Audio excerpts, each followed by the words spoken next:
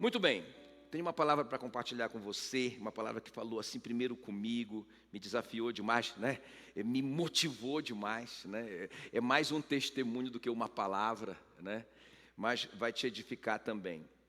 Fala aqui, é Gênesis 6:14. Gênesis 6:14. Vamos ler comigo. Então Deus disse a Noé: faze uma arca de madeira de cipreste.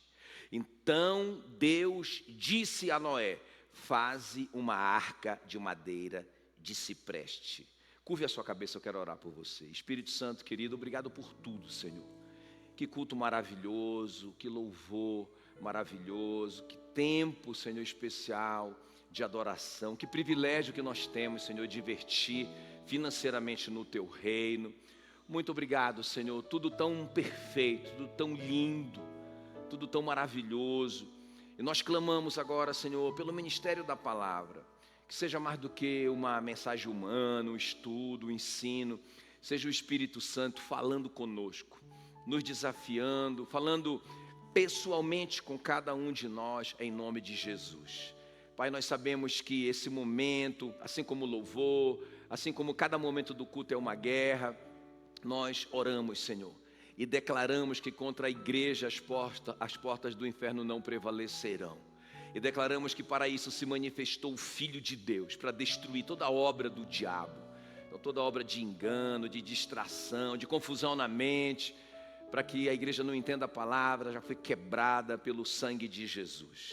Nós oramos, Senhor, e te agradecemos e clamamos, derrama sobre nós espírito de sabedoria e de revelação no pleno conhecimento do nosso Senhor e Salvador Jesus Cristo. Se você crê na sua oração, aplauda muito forte o nome de Jesus.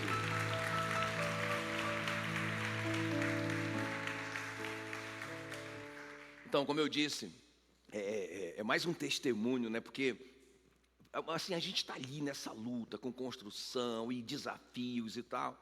E essa semana foi uma semana, né, de muita luta. E aí essas coisas querem abalar a gente. Mas irmãos, é impressionante. A gente vai para a Bíblia. Por isso que a gente tem que ter esse tempo com a palavra de Deus. Aí você vai para a palavra de Deus. Você não pode negociar esse tempo. E Deus fala com você ali. Eu saí dali já aleluiado, né? E pensando numa semana de vitória, uma semana animado, né? Porque a palavra de Deus é incrível. Mas foi a história do Noé que falou muito no meu coração. Pensa bem, o Noé construindo algo, irmão, que ninguém entendia nada. Pensa bem, Deus falou só com ele. Só ele recebeu aquela ordem. Faze uma arca de madeira de cipreste. Agora, pensa, uma época que não tinha tecnologia, não é? Então eu fico imaginando, sabe? Quando eu vou lendo aquele texto, eu vou imaginando como que foi aquela história, né? Porque pensa bem, derrubar aquelas toras sem ferramenta, né? Sem ferramenta para carregar aquela história. Como é que eles fizeram isso? Como foi o serrote? Será que tinha serrote? Né? Como é que foi isso? Mas eles fizeram aquelas tábuas gigantescas. Irmão, a arca tinha 135 metros de comprimento. Que loucura, era um verdadeiro navio. Por 22 metros e meio de largura e 13,5 metros de altura, com 3 andares, irmão. Com sabe quantos construtores? O Noé, os 3 filhos e as 4 esposas, né? Então são 8 construtores. Por isso que demorou aproximadamente 100 anos. Não foi 100 anos, né? Porque fala assim que os meninos nasceram quando ele estava com 500 anos. E a construção começou quando ele estava com 600, né? Então por isso que alguns falam 100 anos. Mas se os meninos estavam trabalhando na arca, então deve ter sido uns 80. É muito tempo. Vocês estão comigo aqui? É muito tempo, irmão, fazendo uma arca, longe do mar, esperando um dilúvio que o Noé nunca nem tinha visto na inteligência artificial. Nunca tinha acontecido um dilúvio naquela proporção de inundar o mundo todo, não é? Como que ele faria para colocar os animais na arca? Não, loucura. Irmão, ele foi criticado. Quem acredita que o Noé foi muito criticado? Não é? Não é? Então, não só criticado, irmão, esse cara foi zombado, zombaram dele. Você é maluco, meu. Você está maluco, você está perdendo seu tempo. Como que você é capaz de jogar quase 100 anos da sua vida nesse projeto maluco? Você é fanatista, você está maluco. Irmão, mas ele perseverou, ele acreditou naquilo, né? A Bíblia diz assim, olha, eu amo esse versículo, Gálatas 6:9. Não nos cansemos de fazer o bem, porque a seu tempo ceifaremos, se não desfalecermos. Irmão, nós só vamos colher as sementes que nós não desistirmos. Vocês estão comigo? Não é? Às vezes as pessoas plantam um projeto, plantam um sonho aqui, começam a regar, está todo mundo empolgado, aleluiado. Eu já vi tanto isso na minha vida, sabe? Já vi tanto isso. Não é? E aquela pessoa só fala sobre aquele assunto, e aí começa a crescer a árvorezinha, e aí não vem fruto, e demora quase um ano, e ela está perseverando quase um ano em oração. Aí ela abandona aquilo ali, e vai plantar outra árvore, e vai para outro projeto, e ela vive a vida começando projetos novos, e nunca colhe nada, porque a Bíblia diz que se nós não cansarmos, ou seja, se nós, continuarmos fazendo aquilo que Deus mandou fazer no tempo de Deus, para todo o propósito de Deus há tempo e modo, irmãos. Amém, queridos? Não é? Aí o cara olha para o lado e vê que o irmão plantou e já está colhendo. Eu aqui não colho nada. Claro, irmão, ele plantou alface. 6 meses, né? A sua árvore é diferente. A sua árvore é uma castanheira que vai demorar 100 anos para produzir. Entende o que eu estou falando? Tem diferença. Deus tem um negócio com você, o seu negócio é com Deus, não é com o irmão do lado, não é com o vizinho. Persevere no seu projeto, no seu sonho. E a Bíblia diz em Hebreus 10:36, certamente, grita aí, certamente. Grita com fé, certamente. Irmão, eu amo isso aqui. Certamente tendes necessidade de perseverança. Amém, queridos? Você crê na palavra de Deus? Então você tem necessidade de perseverança. Para que, havendo feito a vontade de Deus, alcanceis a promessa. Ou seja, você só vai alcançar a promessa se você tiver perseverança, se você não desistir. Deixa eu perguntar aqui para vocês, quem aqui acredita que tem pelo menos uma promessa que ainda não se cumpriu? Deixa eu ver, olha aí, todo mundo. Qual é o segredo? Qual é o segredo? Tendes necessidade de perseverança, para que, fazendo a vontade de Deus, alcanceis a promessa. Perseverança, mais obediência é igual a cumprimento da promessa. E sabe qual é a boa notícia? Que nós temos perseverança, sabia? Porque perseverança é fruto do Espírito Santo, Gálatas 5, a partir do versículo 22. Amor, alegria, paz, perseverança é o 4º fruto do Espírito Santo. Se você é cheio do Espírito Santo, se você nasceu de novo, se você entregou sua vida a Jesus Cristo, se o Espírito Santo de Deus veio morar dentro de você, você não pode dizer, eu não tenho perseverança. Você tem perseverança. Amém? A gente só precisa praticar isso, irmão. Só precisa exercitar perseverança. Então, quando Deus me deu essa palavra ali, para mim, Ele falou comigo. Eu nem estava pensando em pregar essa palavra, Ele só estava falando comigo, me motivando, não é? Mas eu ouvi muito Ele falar assim para mim, porque eu fiquei imaginando essa palavra assim, eu gosto de ler a Bíblia com ilustração, né? Eu crio as ilustrações na minha cabeça, eu crio os filmes na minha cabeça, e eu ficava vendo e ficava ouvindo o Noé ali, com aquela família, não é? Tão lento aquele trabalho, tão lento, não é? Pensa, fabricar as ferramentas para cortar a madeira. Agora vamos lá, Sem, Jafé, não é? Cão, vamos lá, me ajuda aí e tal. E aquele barulho de martelo, não é? Aquilo batendo. Passa ano, e passa mais ano, e outro ano, e mais um tempo, e aquele martelo, aquele barulho, não parava. Por isso que eu chamei essa palavra de não pare de bater o martelo. Amém, queridos? Não pare de bater o martelo, acredite, persevere, já deu certo em nome de Jesus. Amém? Então, o que eu quero conversar com você aqui? Qual que é o nosso tema? Não pare de bater o martelo, né? Porque, veja bem, o Noé, você acredita que o Noé teve sucesso na vida? Quem acredita que ele teve sucesso na vida? Irmão, deixa eu te falar, esse cara salvou a humanidade, só isso que ele fez, não é? Esse cara salvou a humanidade, ele construiu um barco gigante, ele colocou os animais ali dentro, não é? Na verdade foi Deus que colocou, de uma forma sobrenatural. Ele salvou a humanidade, ele salvou a vida na terra.Esse cara é muito louco, esse Noé. Agora, qual foi o segredo dele? Perseverança. Ele não parou de bater, ele acreditou. Agora, o que fez ele perseverar? O que vai fazer você perseverar? Ah, pastor, olha, eu sempre desisto dos meus projetos. Até que eu começo empolgado e tal, mas eu paro pelo meio do caminho. Pois, receba essa palavra. E você vai aprender a nunca mais desistir de um projeto. Amém, queridos? Perseverança, perseverança. Então, vamos ver o que foi que o Noé fez. Só 3 coisas aqui que ele fez, que eu acho muito interessante. Vamos ver. Então, a primeira coisa aí, grita aí, o Noé tinha uma palavra. Não é? Qual que é a primeira coisa para eu manter perseverança, para eu não desistir, para eu continuar batendo esse martelo? Qual que é a primeira coisa? Cara, eu tenho que ter uma palavra. Eu tenho que ter uma palavra. Olha o que diz Gênesis 6,14. Então Deus disse a Noé. Olha a palavra. Olha a palavra. Foi uma palavra para o Noé. Foi uma palavra rima. Uma palavra para o Argeu. Não. Constrói uma arca de tábuas, né? Que ele fala assim, ó. Faz uma arca de tábuas de cipreste. Uma palavra para o Argeu. Uma palavra pessoal. Irmão, é isso. Nós precisamos dessa palavra rima. Sabe, eu não estou falando de um versículo, não é? Vou decorar um versículo, não é isso. Isso é importante você ler, decorar, muito importante. Mas sabe quando a palavra vem sobre você? Essa palavra é sua. Ela não é do seu vizinho, ela é para você. Se nós queremos perseverar nos projetos de Deus para a nossa vida, nós precisamos de uma palavra. Então o Noé, irmão, presta atenção, ele não estava construindo um projeto humano. Ele estava obedecendo uma ordem divina. Essa é a força da perseverança. Sabe, qual é a força da perseverança? É a gente se mover por uma palavra. Escuta, não por uma circunstância. Muita gente decidindo, muita gente desistindo, baseado na circunstância, não na palavra que ele recebeu. A gente leu hoje com os pastores, né? A gente está lendo a Bíblia com os pastores, e a gente leu hoje, coincidentemente, né? Eu digo jesuincidentemente. A gente leu que o Saul, pensa, ele tem uma palavra de Deus. Qual que é a palavra de Deus para o Saul?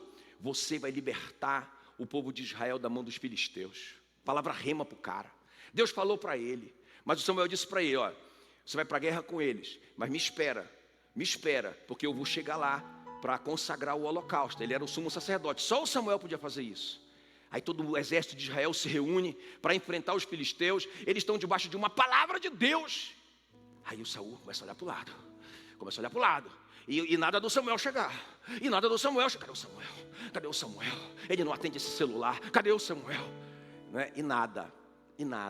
Aí passa o tempo. 1 dia, 2 dias, ele está angustiado. 6º dia, 7 dias. Cara, 7 dias. O que ele faz? Ele descobre que alguns desertaram com medo. Alguns disseram, não, Deus não está nisso. Nós não temos a bênção do Senhor. Nós não temos o sacrifício da guerra. O sumo sacerdote nem veio, eu vou vazar. Em vez dele esperar, em vez dele perseverar na palavra, quem está comigo? O que é que ele faz? Ele diz, me dá aqui esse holocausto, eu mesmo vou fazer o holocausto. Ele era o rei, ele não podia fazer isso. Ele não tinha autorização para fazer isso, era pecado ele fazer isso. Então, o Saul oferece o holocausto. Quando ele termina de oferecer o holocausto, o Samuel chega. O que você fez? O que você fez, Saul? Por que você fez isso? Porque o pessoal começou a ir embora, eu comecei a ficar apavorado. E aí ele fala uma frase, ele diz assim, movido pelas circunstâncias, eu ofereci o holocausto. Quer dizer, não é um cara que é movido por uma palavra de Deus. Não é um cara que anda segundo a palavra que ele recebeu. É um cara que se move por circunstância. Apertou aqui, ele vai para lá. Apertou aqui, ele vai para cá. Entende? Ele não busca uma palavra de Deus. O Samuel disse, você é um louco. E você acaba de perder o trono. O Senhor teria abençoado o seu trono para sempre. Os seus descendentes seriam reis para sempre. Mas o Senhor acaba de escolher um homem segundo o seu coração. Ele vai redar segundo a palavra dele, segundo a vontade dele. Quem está me entendendo? Assim, a Bíblia diz, irmãos, Jeremias 23, 29. Não é a minha palavra, Deus falando com Jeremias. Não é a minha palavra, o martelo que esmiuça a pena. Olha, o martelo. Levanta o martelo aí na sua mão, né? Já viu o Thor, né? Quando a gente era criança, né? Aí o Thor. Aí o Thor era o seguinte, ele tinha um martelo. Só que o martelo do Thor era o seguinte, só ele que podia pegar, não era? Não tinha essa onda, né? Então o outro chegava lá, não conseguia. O Thor chegava lá e pum, pegava o martelo. Porque era só ele que podia ter o martelo. Isso é uma mentira do Satanás. Porque você e eu temos o martelo que esmiuça a penha, que é 1 trilhão de vezes mais poderoso do que o martelo do Thor. Entende? E Deus dizendo assim, olha, a minha palavra é o martelo. que esmiuça a penha. Sabe, a penha significa o granito, a rocha, aquela coisa intransponível na sua vida, aquela impossibilidade que a palavra vai romper. É por isso que isso falou muito comigo, o Noé batendo. Passa um ano, meu Deus, eles não fizeram nem um assoalho da arca. 2 anos, 2 anos, foi um ano só para fazer o serrote. 2, 3 anos, não tinha nada, meu Deus, nem sinal de chuva, quanto mais de Deus. Ei, Noé maluco, tá doido, velho. Vocês estão ouvindo? Amém, queridos? Não pare de bater esse martelo. Uma história que é muito emocionante para mim, é a história do Moisés, né? Que o Moisés, ele é um cara de 80 anos. Deixa eu falar, 80 anos. Você está achando que você é velho? Irmão, a vida começa aos 80. Amém? Nem começou ainda para mim, né? Estou longe, irmão, longe demais. Agora presta atenção. 80 anos o cara tem. Aí Deus chama ele para conversar. E sabe o que ele faz na vida? Ele cuida de algumas ovelhinhas, de umas vaquinhas do sogro. Um cara que tem um emprego, entendeu? Um cara velho, 80 anos, um cara que é pobre, um cara que está lá no meio do nada, no meio do deserto. E Deus chama ele para... Chama aí, Moisés, vem cá. Aí ele já vai todo empolgado, tira a sandália, que é o lugar que é santo. Ele já tira, e aí ele ouve a voz de... Olha a palavra, escuta a palavra. E Deus fala para Moisés assim: Moisés, eu vi a aflição do meu povo. Eu ouvi o seu clamor, por isso eu desci para socorrê-los. E eu quero que você, e eu estou te enviando, você vai comigo para libertar o meu povo do Egito, para uma terra ampla, uma terra produtiva, a terra que manda leite e mel. Pensa essa palavra que o Moisés recebe. Vocês estão comigo? Aí o Moisés todo empolgado, irmão, com essa palavra rema de Deus para ele. Ele vai enfrentar o faraó. Quando ele chega lá, vem aqui dizer que Deus falou comigo, tá ligado? E eu quero que você liberte o povo de Israel do Egito, tá bom? O faraó diz: quem é seu Deus? Quem é esse Deus que eu não conheço? Não vai sair ninguém daqui. E colocou mais trabalho, piorou a situação do povo. Aí o Moisés não entende nada, ele volta para Deus: Senhor, ele vai orar: Senhor, não deu certo, o Senhor me deu uma palavra, mas não deu certo o que o Senhor disse. O que é que eu faço? Volta lá. E lá vai o Moisés de novo. Sabe, irmão, diga perseverança. O Moisés não largou o martelo dele, ele não largou a palavra, ele tinha uma palavra. Ele foi para cima, irmão, e aí ele foi lá, e o faraó disse não. Cada vez que o faraó dizia não, a coisa piorava, a coisa se complicava cada vez mais. Ele voltava para Deus, Deus dizia: volta lá. Volta, Deus gerando nele, treinando no Moisés perseverança, meu irmão. Não para não, não desiste. Lá pela 8ª vez, o faraó resolve negociar. Olha, vamos fazer o seguinte: o Egito está tudo destruído, pode ir só os homens adorar. O Moisés podia dizer: beleza, venci, está tudo certo. Mas ele disse: não, eu tenho uma palavra de Deus. Deus disse: todo mundo, homens, mulheres, crianças, todo mundo. E o faraó disse: não vai sair ninguém. Ele volta para Deus: Senhor. E Deus disse: volta lá. Pensa, irmão, cansativo isso, né? A gente não sabe quanto tempo durou isso. Nas nossas páginas duram alguns minutos, mas a gente não sabe quanto tempo durou isso. Talvez durou anos, a gente não sabe. Mas o Moisés voltava lá e enfrentava o faraó. Até que o faraó disse: tá bom, não aguento mais. Pode ir todo mundo, deixa só os animais. O Moisés diz: nem uma unha, vai todos os animais também. E o faraó diz: então não vai ninguém. E ele volta para Deus, e Deus diz: volta lá. Cutuca esse crente que está aí do seu lado, diga assim para ele: volta lá. Fala para ele assim: não desista, não é? Cava mais um pouco, irmão. Não desista, você está pertinho, já vai dar petróleo. Não desiste. Amém?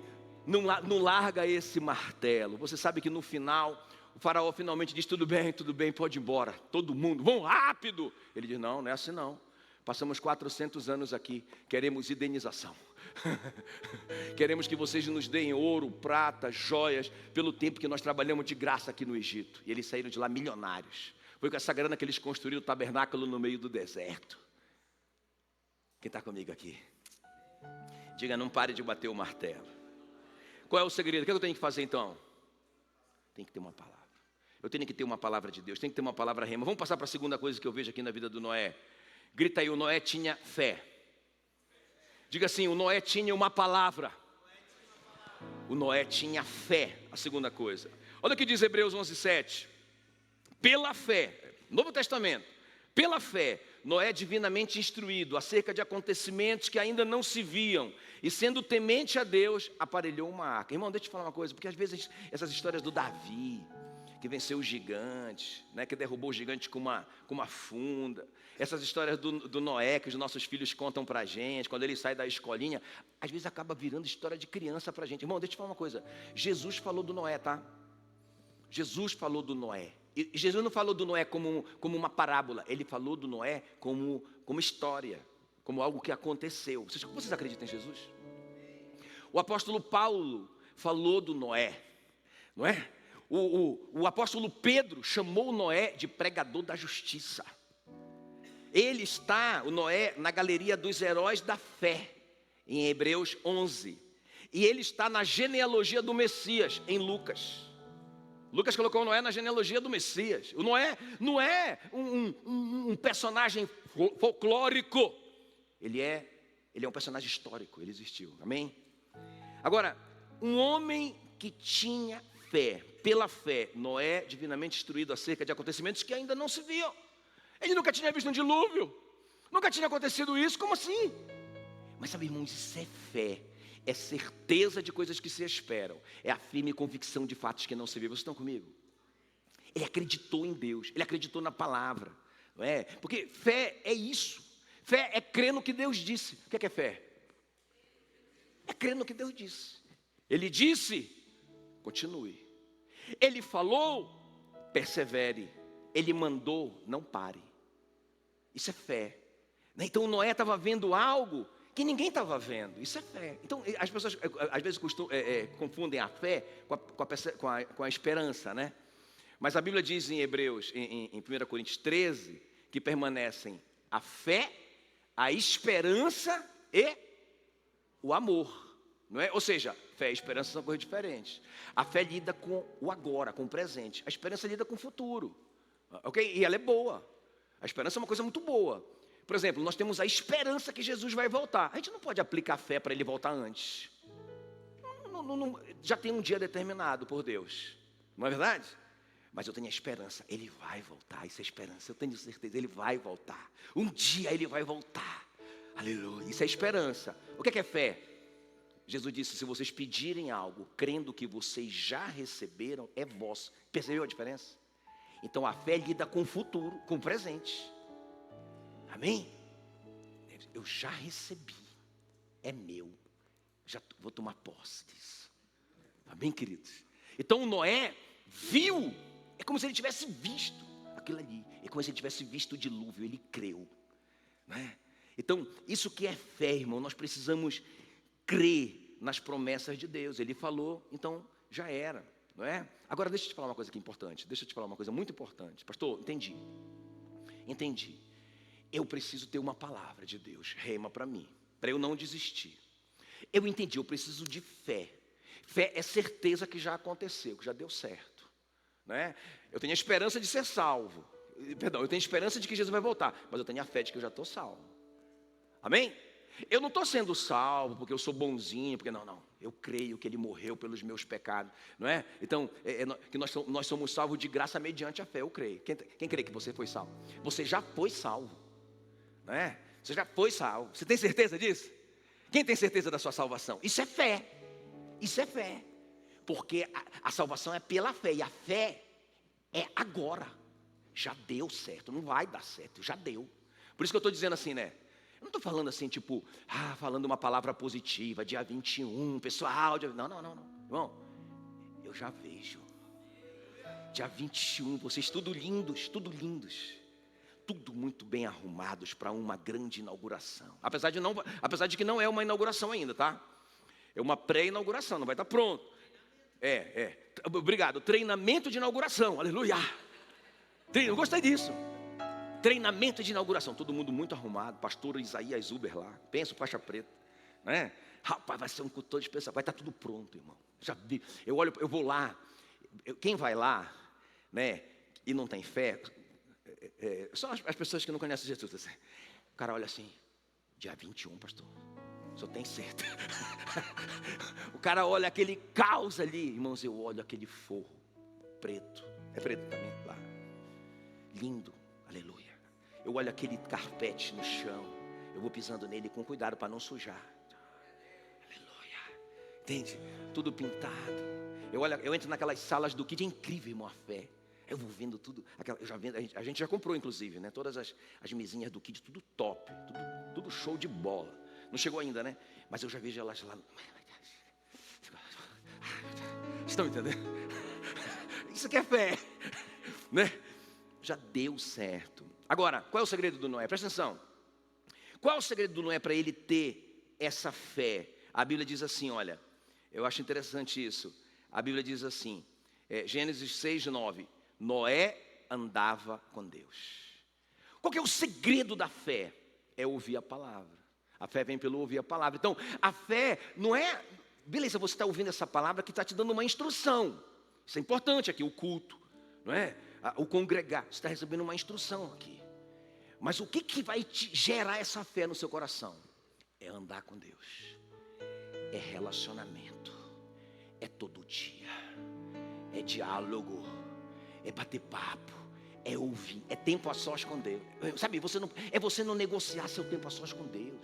Você acorda mais cedo. Irmão, faz uma autodisciplina com você mesmo. Olha, tem um pastor nosso que ele diz assim, pastor, eu não consigo ler a Bíblia. Eu tenho uma preguiça. Ele falou para mim. Ele confessou, eu tenho uma preguiça de ler. Eu falei para ele, deixa eu falar, duas coisas. Primeiro, a mente, não é? A mente, a leitura está para a mente como o exercício está para o corpo. Por que você tem preguiça de ler? Porque você não lê.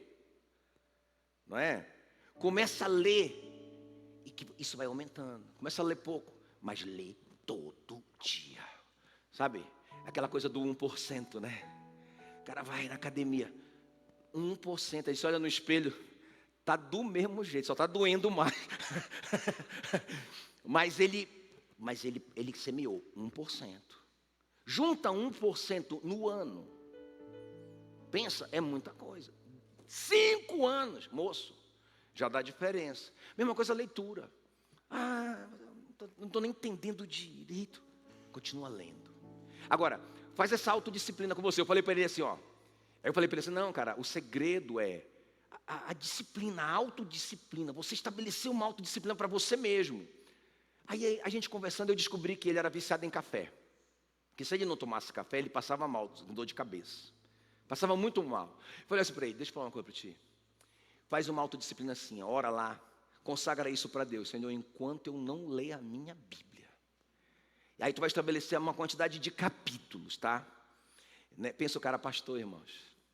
Quando a Jocum fez aquela pesquisa, não é? Que 85% dos pastores leem 5 minutos de Bíblia por dia em média. Eu acreditei. Não é?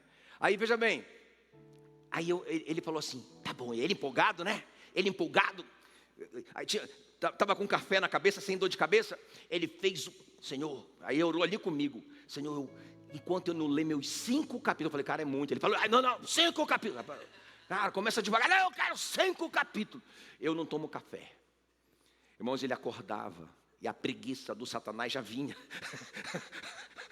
Envolvendo ele, né? Aí o que acontecia? Aí ele queria ficar com sono. Aí começava a dar dor de cabeça. Aí ele ia para a Bíblia. 5 capítulos. Resumo da ópera. Esse cara é um teólogo hoje, irmãos. Esse pastor é um teólogo nosso. Um pastor super bem sucedido nosso. Da Paz Church. Quem está comigo aqui? Diga autodisciplina. Diga andar com Deus.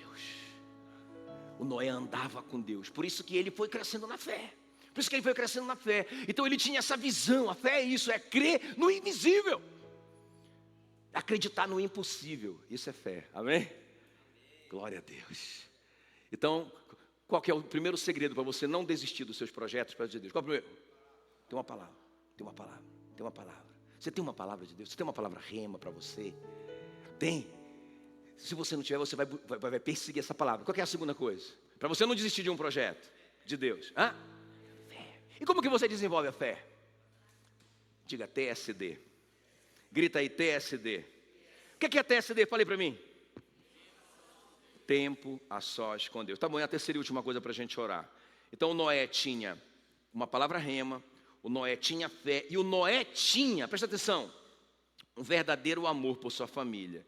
Olha o que diz aí Hebreus 11:7. Pela fé, Noé, divinamente instruído acerca de acontecimentos que ainda não se viam, e sendo temente a Deus, aparelhou uma arca para a salvação de sua casa.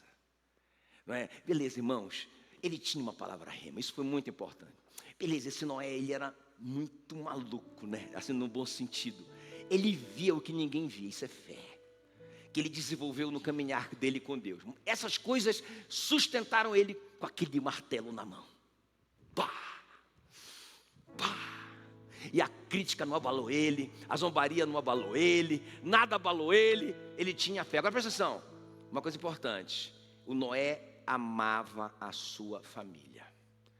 Não é? Eu fico imaginando que o Noé pensava assim, meu Deus, vai vir esse dilúvio, eu acredito. Vai vir esse juízo de Deus, eu acredito. E eu não vou perder minha família. Eu não vou perder meus filhos. Eu não vou perder minha esposa. Eu não vou perder, não é, os meus netos. Não, eu vou salvar minha casa. Né? Então, irmão, isso aqui é muito chato, porque a Bíblia diz que a fé atua pelo amor. Gálatas 5:6. Grita aí comigo. A fé, bem forte, a fé atua pelo amor. Você consegue imaginar um céu sem as pessoas que você ama? Não é? Aí você chegou no céu, aí morreu. Morreu.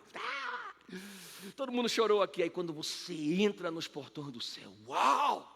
Nem olhos viram, nem ouvidos ouviram, nem jamais penetrou em coração humano o que Deus tem preparado para aqueles que o amam. Aí você fica aleluiado por 100 anos. Quando finalmente você começa, né? Nunca vai voltar ao normal, mas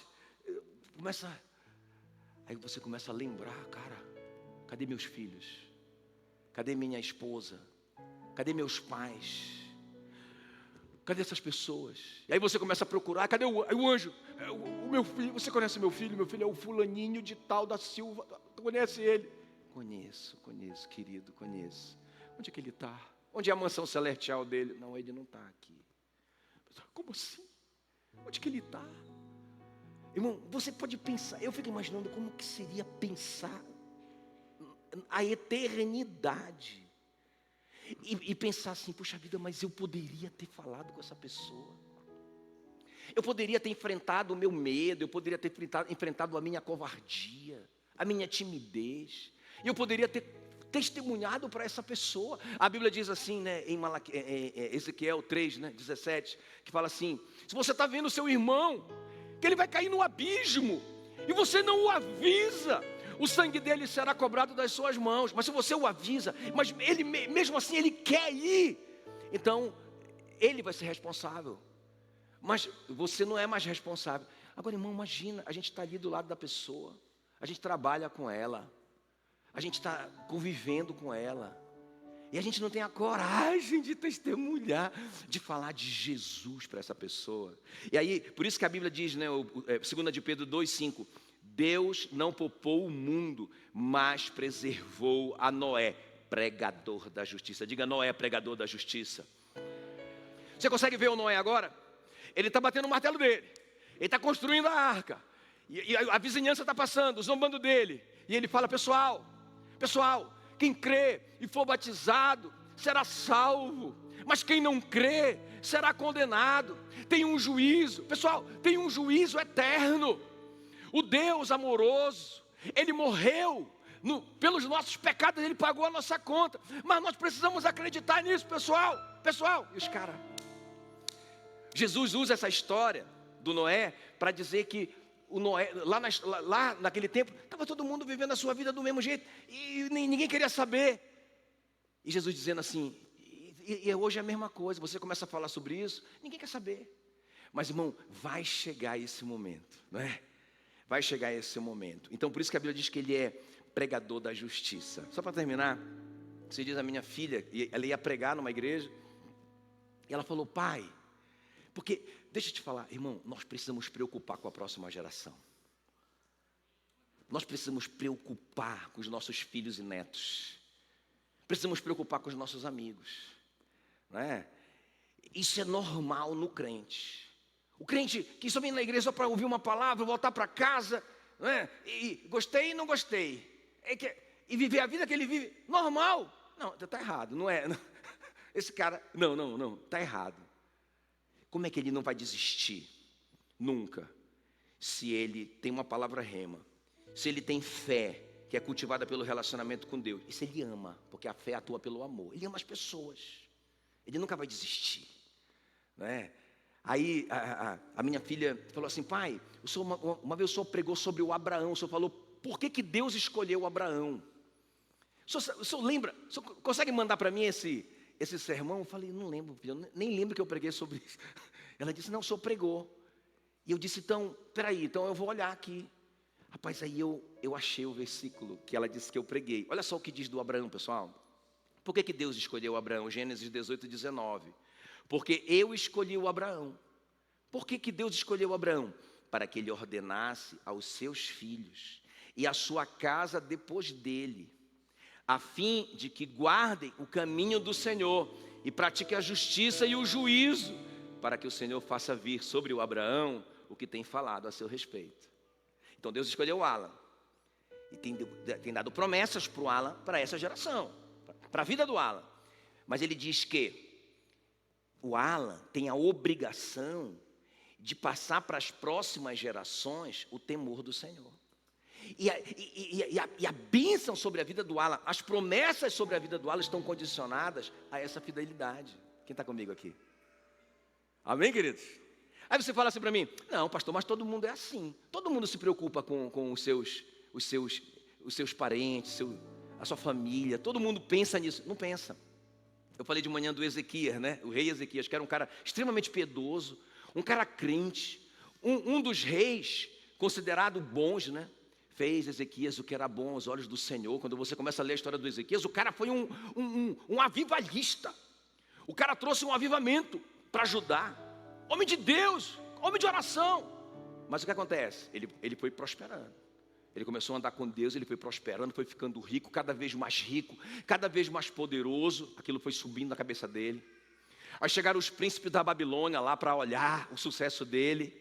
Em vez dele dar glória para Deus, em vez dele dizer assim, olha, seu príncipe, na verdade eu sou um verme miserável, mas o meu Deus é grandão. E ele usou esse verme miserável e fez tudo isso aqui, isso era o certo. O que é que ele fez? Fui eu, glórias a mim, aleluias. Não é? Ele cantava diante do espelho, glorioso és tu, aleluia. Não é? E aí ele se ensoberbeceu. E os caras olharam tudo. Aí chegou o profeta lá com Ezequias. Quem eram esses homens que vieram aí? Aí os príncipes da Babilônia. E o que é que eles queriam? Eles queriam ver a minha glória, o meu reino. E o que foi que você fez? Mostrei tudo. Não escondi nada, mostrei todo o meu sucesso. O profeta disse para ele assim, deixa eu te falar uma coisa. Esses caras aí, ó, que você se exaltou diante deles e não glorificou a Deus, esses caras vão levar tudo que você juntou. Vão levar todos esses tesouros aí, ok? E mais, vão levar seus filhos para serem seus eunucos. Eu preciso explicar o que é um eunuco? Vocês sabem, né? Os seus filhos e netos vão ser eunucos desses príncipes aí, ó. Sua descendência, não é? Vai ser castrada. Isso que é um eunuco. E não vai mais reproduzir. E você vai perder tudo, tá ligado? Não é? Aí, depois o cara fala assim para ele, o profeta fala assim, mas não vai ser na tua geração, tá? Vai ser só na geração dos teus filhos que vai acontecer isso. Não é? Aí sabe o que ele responde, Ezequias? Ele responde assim, olha, segundo Reis 20, 19. Então disse Ezequias a Isaías, boa é a palavra do Senhor. Porque ele pensava, haverá paz e segurança em meus dias. Vai acontecer na vida dos meus filhos, essa tragédia, dos meus netos? vai morrer para lá. Eu tô de boa. Não é? Irmão, não foi à toa que esse homem gerou um monstro chamado Manassés. Leia na Bíblia, coloca na sua Bíblia lá, não é? Manassés. E você vai ver que o profeta Jeremias vai dizer que Deus está virado com o seu povo e não ia perdoar por causa da maldade de Manassés. Manassés sacrificava os seus próprios filhos a deuses estranhos. O Manassés consultava a lua, o sol, ele era adivinho, ele era um satanista miserável, o Manassés, que o Ezequias gerou. Estão comigo? Irmãos, a Bíblia diz, se alguém não tem cuidado dos seus, especialmente dos da própria casa, tem negado a fé, é pior do que o descrente. Então, nós estamos no finalzinho da casa de paz, né? Vamos levar as pessoas que a gente ama, os nossos parentes. Olha, a palavra não volta vazia, não tenha medo, não tenha medo. A Bíblia diz que o Evangelho é o poder de Deus para a salvação de todo aquele que crê. Se você pregar o Evangelho, você libera o poder de Deus sobre a vida da pessoa. A sua missão é pregar, não é? Deus vai fazer um milagre. Mas como que eles vão? Como que eles vão crer se não há quem pregue? Está com medo, está com vergonha, não prega, não fala. Como que eles vão crer? Não é? Eu falei do Ariel hoje que trouxe o Lucas. Não é, Ariel? Olha o tempo que o Ariel está orando pelo Lucas. Esses dias ele colocou lá no nosso grupo, vamos orar pelo Lucas, pessoal, vamos orar pelo Lucas, vamos orar pelo Lucas, todo mundo orando pelo Lucas. Hoje o Lucas apareceu, né? E rapaz, ele participou, ele estava conectado comigo aqui, eu estava pregando, ele estava conectado, não é? E sabe, cara, isso é um milagre, um milagre. Pensa um cara como o Saulo de Tarso, que matava os irmãos, um cara maligno, né? Que respirava ameaças e mortes contra a igreja do Senhor. Um satanista miserável, que ele odiava os crentes. Aí Deus fala para Ananias, vai lá pregar para eles. Senhor, esse homem é um animal. Ele é como um búfalo que sai fumaça de dentro dele. Ele odeia os crentes. E Deus falou para Ananias, pois vai lá. Porque ele é para mim um instrumento para pregar o evangelho para os gentios. E os reis da terra, pode ir. Lá vai o Ananias, apavorado, meu irmão, diante do grande e poderoso Saulo de Tarso, um juiz do Supremo Tribunal Federal. Pensa bem, um cara rico, um cara conhecido, o cara que tinha o poder na mão para prender e para matar, um cara que participou da morte do Estevão. E lá vai o Ananias apavorado, chamou ele de irmão Saulo, e aproveitou que o cara estava cego, né? Irmão Saulo, né? Jesus que apareceu para você na estrada de Damasco, me ordenou para que eu viesse aqui com você, para que eu orasse por você, para que você fosse curado dessa cegueira e para que você fosse cheio do Espírito Santo. Aí ele já estava aleluiado agora. E aí ele já foi colocando a mão na cabeça do Saulo de Tarso. Pá. E ele orou, irmãos. E a Bíblia diz que as escamas caíram dos olhos de Saulo de Tarso. E quando ele olhou, ele viu aquele homenzinho, fraquinho, né, que ele não sabe nem quem era. Olhou para ele e aquele irmãozinho direcionou o grande apóstolo Paulo. Amém, querido? Ei, tem um Saulo de Tarso para você. A gente só tem que ter coragem e ir para cima dele. Amém, queridos? Glória a Deus, glória a Deus. Fique em pé no seu lugar. Eu quero orar por você, não é? Jesus também, ele não parou de bater o martelo, amém? Enquanto ele carregava a cruz, zombavam dele. Se és o Filho de Deus, desce da cruz, salva-te a ti mesmo. Mas Jesus permaneceu firme. Ele suportou a dor, ele suportou a vergonha, ele suportou a rejeição. Ele foi o mais rejeitado entre os homens, homem de dores. Dele não se fazia caso algum, mas ele perseverou. E nós olhamos firmemente para Jesus, o autor e consumador da nossa fé, que em troca da alegria que lhe estava proposta, suportou a cruz. Segura profeticamente na mão esse martelo. Segura aí na sua mão esse martelo, não é? É o martelo que você tem direito. Você tem direito como filho. Você pode segurar o martelo. Não é um privilégio de alguns que podem carregar o martelo dos Thor da vida. Você pode segurar.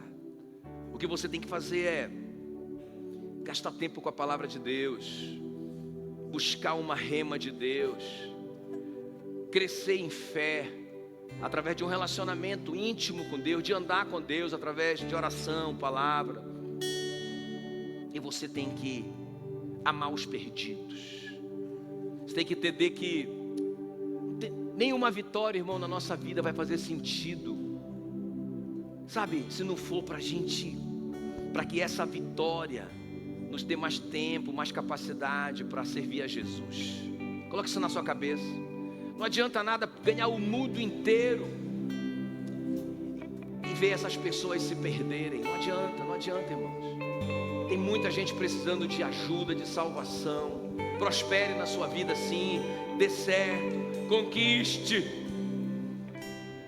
mas para a glória de Jesus. Para a glória de Jesus. Aleluia, aleluia, aleluia. Coloque a mão no seu coração. É o tempo que você vai realmente consagrar a sua vida a Deus. Senhor, eu quero ser usado pelo Senhor na minha geração. Eu vou agarrar nesse martelo, eu não vou soltar por nada.